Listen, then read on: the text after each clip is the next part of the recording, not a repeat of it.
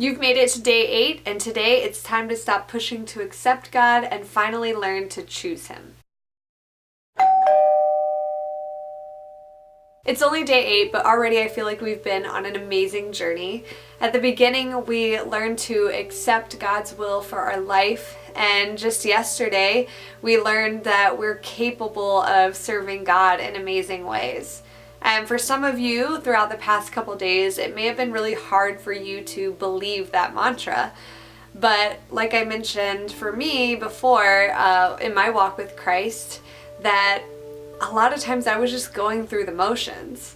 But there comes a time in our journey that we really start to believe, not just in God, but in ourselves. Today is such a great transition for those who might be at the beginning of their journeys with Christ, because today we learn to stop forcing ourselves to believe that things are going to work out and actually choose God no matter the situation. When I think about choosing God, I immediately go to Joshua 24:15.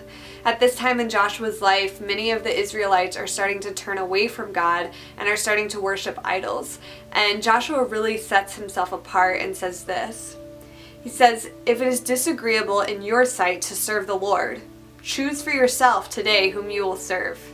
Whether the gods which your fathers served, which were beyond the river, or the gods of the Amorites in whose land you are living. But as for me and my house, we will serve the Lord." I can only imagine how free Joshua and his family must have felt at that moment. They stopped fighting against society and just said, "You know what? You do you, but we're going to serve the Lord." I can't tell you how much weight is lifted off our shoulders when we stop caring about what everyone else is doing and set ourselves apart as children of God. Romans 12:2 says, "Do not conform to the pattern of this world, but be transformed by the renewing of your mind.